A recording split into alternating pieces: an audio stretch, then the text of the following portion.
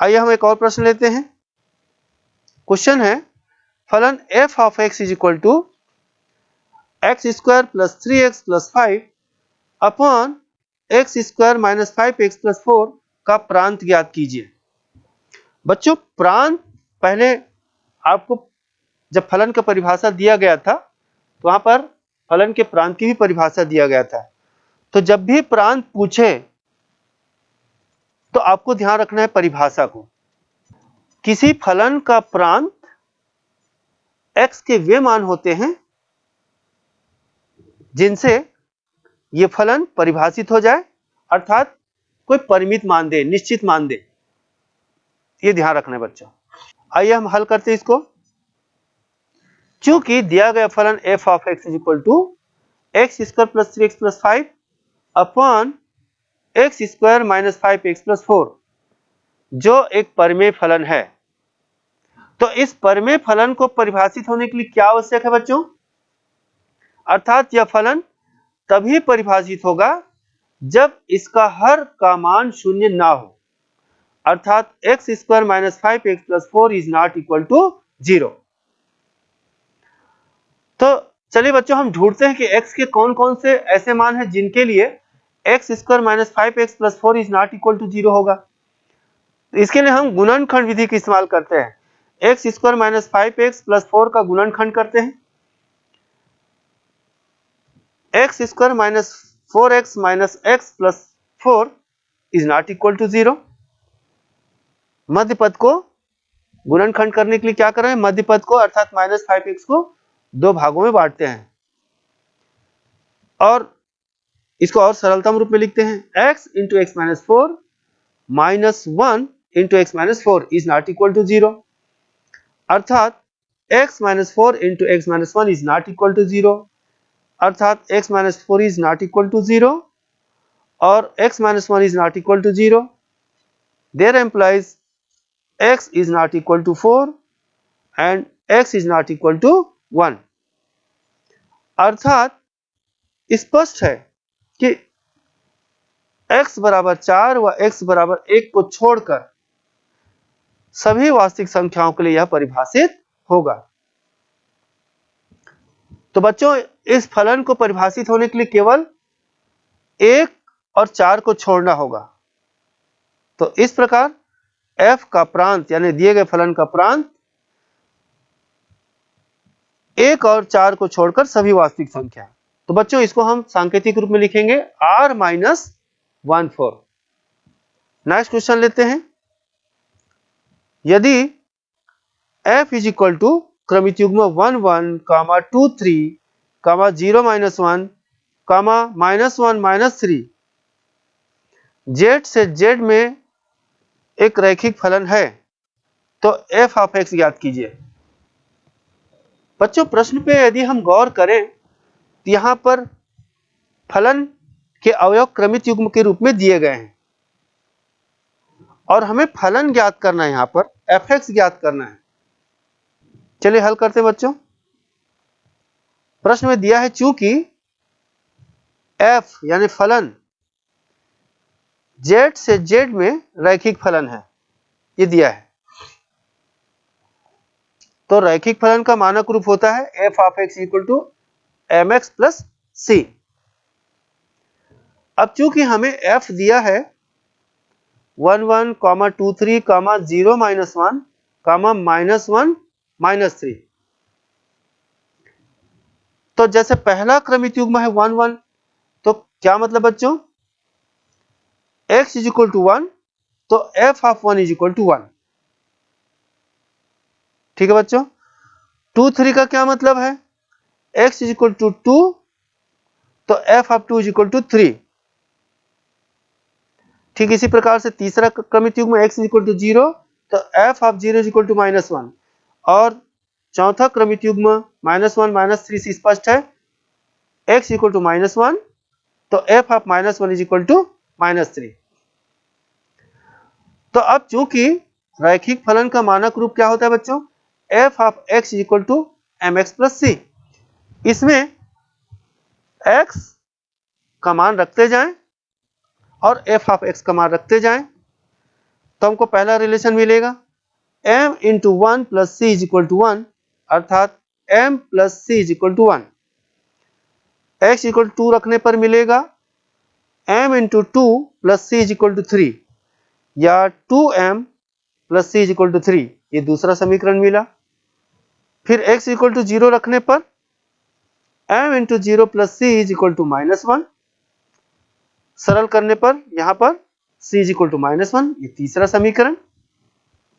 और x equal to -1 रखने पर m into -1 plus c is equal to -3, इसे सरल करने पर -m plus c is equal to -3, ये चौथा समीकरण। बच्चों इस प्रकार से हमें m और c में 4 समीकरण प्राप्त हुआ। अब इनको हल करके हमें m और c प्राप्त करने हैं। तो यदि आप देख रहे हैं समीकरण नंबर 3 में c का मान सीधे ही प्राप्त हो जाता है, c इज इक्वल टू -1।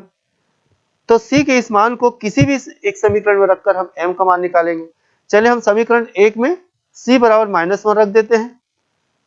तो समीकरण 1 का रूप हो जाता है m plus -1 is equal to 1। There implies m is equal to 1 plus 1, अर्थात m इज इक्वल टू 2।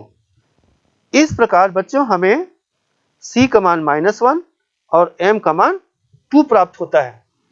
इसे हम f of x equal to mx plus c में रखते हैं, तो हमारा अभिष्ट रैखिक फलन होगा f of x equal to 2x minus 1, यह हमारा आंसर होगा। बच्चों हम एक्सरसाइज 2.3 का क्वेश्चन नंबर 5 लेते हैं। यह प्रश्न कहता है निम्नलिखित प्रत्येक फलनों का परास ज्ञात कीजिए। पहला दिया है f of x equal to 2 minus 3x, जहां x बिलोंग्स टू r और x इज ग्रेटर देन 0।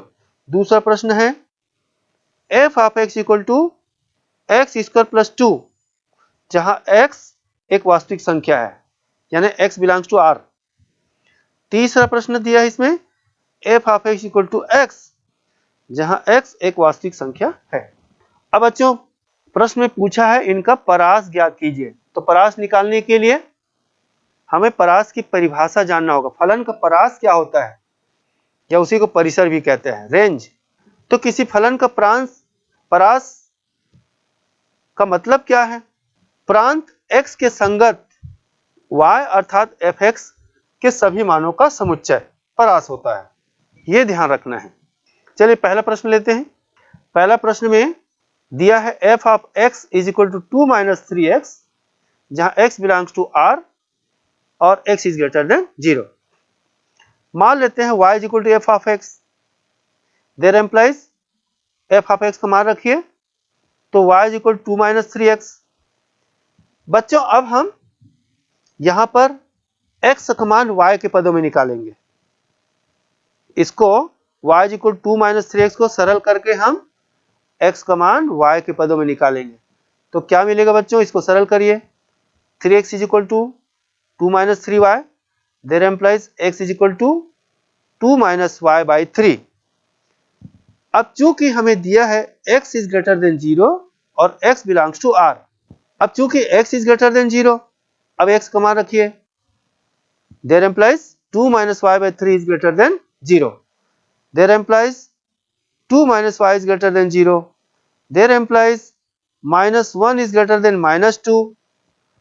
इस असमीका के दोनों तरफ माइनस से गुना कर दीजिए, तो हमें मिलेगा y is less than 2। y is less than 2, y मतलब परास। y के वे सभी मान जो इस असमीका अर्थात y is less than 2 को संतुष्ट करता है, वह इस फलन का परास होगा। तो y इज लेस देन 2 यानी 2 से छोटी सभी वास्तविक संख्याओं का समुच्चय। तो इसको हम समुच्चय निर्माण रूप में कैसे लिखेंगे बच्चों? फलन f का परास is equal to y such that y belongs to r और y इज लेस देन 2। इसका दूसरा प्रश्न लेते हैं। f of x is equal to x square plus 2, जहां x एक वास्तविक संख्या है। तो चलिए इसको हल करते हैं। मान लेते हैं y is equal to F of x. अब हम एफ ऑफ एक्स का मान रखते हैं, there implies y is equal to x square plus 2। बच्चों यहाँ पर भी हम परास निकालने के लिए x का मान y के पदों में निकालते हैं, तो ये हो जाएगा x square is equal to y minus 2, there implies x is equal to root of y minus 2। अब हमको दिया x एक वास्तविक संख्या, प्रश्न में लिखा है x एक वास्तविक संख्या है। यह तभी संभव हो सकता है जब ये वर्गमूल के अंदर y माइनस 2 जो है वो 0 या 0 से बड़ा हो, अर्थात y minus 2 is greater than equal to 0, there implies y is greater than equal to 2। क्या मतलब? y अर्थात इस फलन का परास 2 या 2 से बड़ी वास्तविक संख्याओं का समुच्चय होगा, अर्थात इसे हम समुच्चय निर्माण रूप में लिखेंगे f का परास is equal to y such that y belongs to R और y इज ग्रेटर देन और इक्वल टू 2। तीसरा प्रश्न लेते हैं। तीसरा प्रश्न f of x equal to x, जहां x एक वास्तविक संख्या है। मान लेते हैं f of x equal to y, अर्थात y is equal to x। f of x का मान रख देते हैं, तो y is equal to x। अब यहां पर देखने को मिला x एक वास्तविक संख्या है, इसका मतलब y भी एक वास्तविक संख्या है, तो y एक वास्तविक संख्या अर्थात y belongs to R। Therefore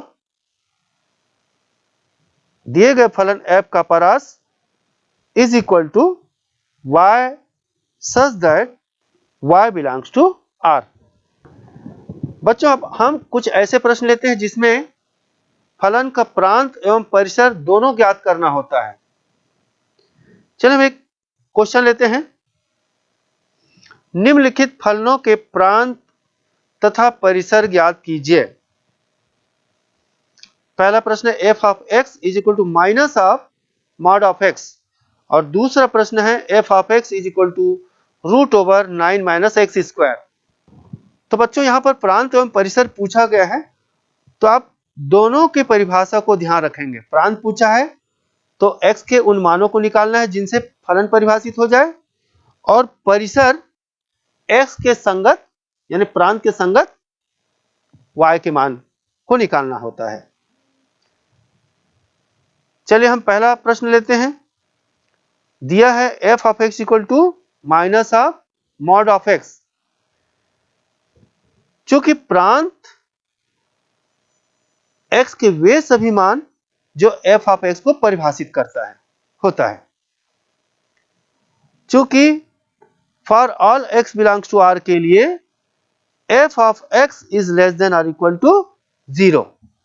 आप गौर से देखें यहां पर फलन क्या दिया है बच्चों, f of x equal to minus of mod of x दिया है ना, तो मॉड ऑफ x के सामने माइनस लगा है, तो x जो है कोई भी वास्तविक संख्या हो, fx हमेशा शून्य या निगेटिव हो सकता है। ठीक है, इसलिए हम इसको लिख सकते हैं बच्चों, for all x belongs to R के लिए f of x is less than और इक्वल टू 0 होगा। इसलिए फलन f का प्रांत बराबर R, या इसी को हम लिख सकते हैं in open interval minus infinity to infinity. प्रांत को हम अंतराल के रूप में भी लिख सकते हैं बच्चों, यानी प्राकृतिक संख्याओं के समुच्चय को यदि हम इंटरवल के रूप में लिखें, अंतराल के रूप में लिखें, तो हम in open interval minus infinity to infinity लिख सकते हैं। अब इसका परिसर देखिए, परिसर अर्थात रेंज, यह कहता है प्रांत x के संगत fx के सभी मान होता है।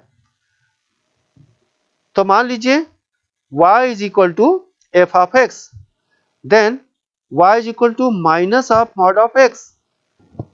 चूंकि x belongs to R, therefore mod of x is greater than और equal to 0। There implies minus of mod of x is less than or equal to 0. There implies y is less than और equal to 0। अतः f का परास बराबर y such that y belongs to r और y is less than और equal to 0। इसे अंतराल के रूप में हम लिख सकते हैं f का परास बराबर open interval minus infinity to close interval 0। दूसरा प्रश्न पर विचार करते हैं बच्चों, यह है f of x equal to root over 9 minus x square. अब पहले हम प्रांत निकालते हैं। प्रांत अर्थात x के वे सभी मान जो fx को परिभाषित करता है। चूंकि fx एक वर्गमूल फलन है, तो बच्चों वर्गमूल फलन कब परिभाषित होता है? वर्गमूल के अंदर की राशि शून्य या धनात्मक राशि हो। इसलिए फलन f ऑफ x परिभाषित होगा यदि 9 minus x square is greater than equal to 0। There implies minus of x square minus 9 is greater than equal to 0 होगा। There implies x square minus 9 is less than और equal to 0 होगा। यदि हम इसका गुणनखंड करें तो हमें मिलेगा x plus 3 into x minus 3। There implies x plus 3 into x minus 3 is less than और इक्वल टू 0। अब यह कब संभव है यह समझना होगा बच्चों। x plus 3 into x minus 3 यानी दोनों का गुणनफल शून्य या शून्य से छोटा कब होगा? यह तभी संभव होगा जब इनमें से एक धनात्मक और दूसरा ऋणात्मक हो। तो पहली स्थिति में x plus 3 is greater than equal to 0, तब x minus 3 is less than और इक्वल टू 0। तो इस स्थिति में x इज ग्रेटर देन और इक्वल टू माइनस 3 और x इज लेस देन और इक्वल टू 3। इसको संख्या रेखा पर यदि अंकित करें, संख्या रेखा माइनस इंफिनिटी से इंफिनिटी में माइनस 3 और 3 दो पॉइंट लें और पहला जो असमीका है x is equal to or greater than minus 3 उसको आप अंकित करें और x इज लेस देन और इक्वल टू 3 को अंकित करें और दोनों में कॉमन एरिया को देखें। आप चित्र में देखें, आप स्क्रीन पे देखें बच्चों, दोनों में जो कॉमन एरिया है माइनस 3 से 3 है, इसलिए x बिलोंग्स टू माइनस 3 से 3। और दूसरी स्थिति आप देखते हैं x plus 3 is less than और इक्वल टू 0, तब x minus 3 is greater than और इक्वल टू 0। या कह सकते हैं x इज लेस देन और इक्वल टू माइनस 3 और x इज ग्रेटर देन और इक्वल टू 3।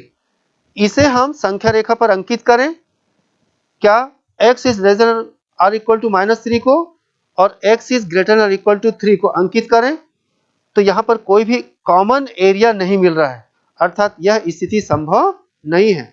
पहली स्थिति ही संभव है, x belongs to minus 3 to 3। इसलिए इस फलन f का प्रांत is equal to in closed interval minus 3 to 3। अब इसका परिसर देखिए बच्चों, परिसर प्रांत x के संगत y अर्थात fx के सभी मानों का समुच्चय निकालना होगा। तो मान लेते हैं y is equal to F of x. अब f ऑफ x का मान रख देते हैं y is equal to root over 9 minus x square.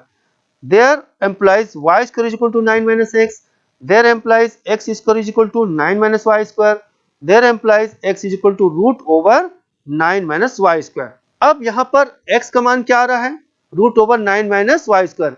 जबकि इसका प्रांत आपने क्या प्राप्त किया? प्रांत में देखिए x वास्तविक मान को ग्रहण करता है और यह तभी संभव होगा जब ये रूट के अंदर 9 माइनस वाई स्क्वायर है, उसका मान शून्य या शून्य से बड़ा होना चाहिए। ठीक है, तो Y square minus 9 is less than और इक्वल टू 0 होगा। There implies Y square is less than और इक्वल टू 9 होगा। There implies minus 3 is less than और equal to Y is less than और इक्वल टू 3 होगा। There implies y belongs to minus 3 to 3 होगा। परंतु y ऋणात्मक नहीं हो सकता बच्चों, ये ध्यान रखना है। यहां पर आपने प्राप्त क्या किया है? y belongs to in closed interval minus 3 to 3, लेकिन y ऋणात्मक नहीं हो सकता, इसलिए हमको ऋणात्मक मान को छोड़ना पड़ेगा।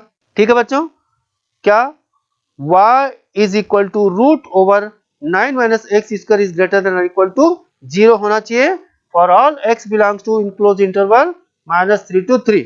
तो therefore y belongs to enclosed interval 0 to 3 for all x belongs to -3 to 3। इस प्रकार से दिए गए फलन f का परिसर is equal to in closed interval 0 to in closed interval 3। ठीक है बच्चों, तो ये परिभाषा को ध्यान पे रखते हुए आपको प्रांत एवं परिसर दोनों प्राप्त करना होगा।